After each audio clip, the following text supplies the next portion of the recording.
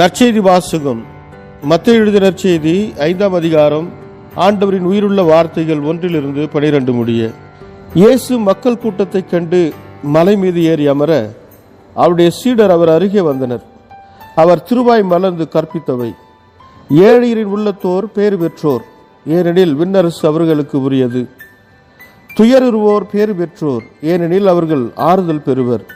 கனிவுடையோர் பேறு பெற்றோர், ஏனெனில் அவர்கள் நாட்டை உரிமை சொத்தாக்கிக் கொள்வர். நீதி நிலைநாட்டும் வேட்கை கொண்டோர் பேறு பெற்றோர், ஏனெனில் அவர்கள் நிறைவு பெறுவர்.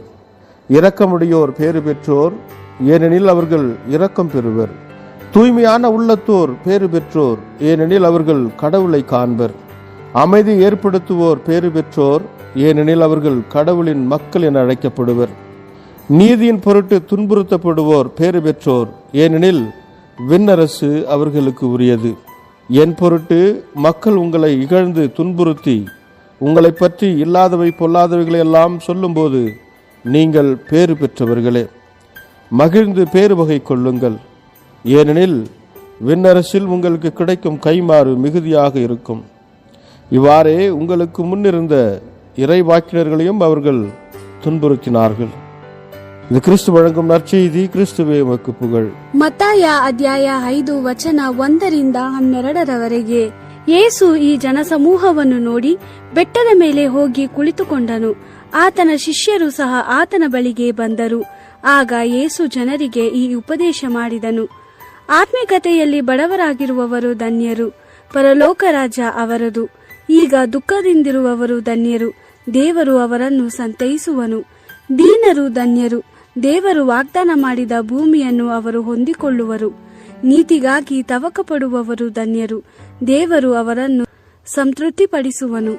ಕರುಣೆ ತೋರುವವರು ಧನ್ಯರು, ಅವರು ಕರುಣೆ ಹೊಂದುವರು.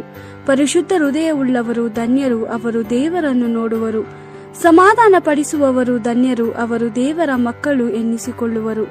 ನೀತಿಯ ನಿಮಿತ್ತ ಹಿಂಸೆ ಪಡುವವರು ಧನ್ಯರು, ಪರಲೋಕ ರಾಜ್ಯ ಅವರದು. ನೀವು ನನ್ನನ್ನು ಹಿಂಬಾಲಿಸುವುದರಿಂದ ಜನರು ನಿಮ್ಮನ್ನು ಅಪಹಾಸ್ಯ ಮಾಡಿದರೆ, ಹಿಂಸೆ ಪಡಿಸಿದರೆ ಮತ್ತು ನಿಮ್ಮ ಮೇಲೆ ಕೆಟ್ಟ ಕೆಟ್ಟ ವಿಷಯಗಳನ್ನು ಸುಳ್ಳಾಗಿ ಹೊರಿಸಿದರೆ ನೀವು ಧನ್ಯರಾಗಿದ್ದೀರಿ. ಸಂತೋಷ ಪಡಿರಿ, ಆನಂದಿಸಿರಿ. ಪರಲೋಕದಲ್ಲಿ ನಿಮಗಾಗಿ ಕಾದಿರುವ ಹೆಚ್ಚಿನ ಪ್ರತಿಫಲವನ್ನು ನೀವು ಹೊಂದುವಿರಿ. ನಿಮಗಿಂತ ಮುಂಚೆ ಜೀವಿಸಿದ ಪ್ರವಾದಿಗಳಿಗೂ ಜನರು ಹೀಗೆ ಮಾಡಿದರು. ದೇವರ ವಾಕ್ಯವಿದು. ದೇವರಿಗೆ ಕೃತಜ್ಞತೆ ಸಲ್ಲಲಿ. Gospel according to Matthew chapter 5 verse 1-12. When Jesus saw the crowds, he went up the mountain. He sat down and his disciples gathered around him. Then he began to speak, and this is the teaching he gave them. Blessed are those who are poor in spirit, theirs is the kingdom of heaven. Blessed are those who mourn, they shall be comforted. Blessed are the gentle, they shall possess the land. Blessed are those who hunger and thirst for justice, for they shall be satisfied. Blessed are the merciful, for they shall find mercy. Blessed are those with a pure heart, for they shall see God. Blessed are those who work for peace, they shall be called children of God. Blessed are those who are persecuted for the cause of justice, for theirs is the kingdom of heaven. Blessed are you when people insult you and persecute you and speak all kinds of evil against you, because you are my followers. Be happy and glad, for a great reward is kept for you in heaven. This is how they persecuted the prophets who lived before you.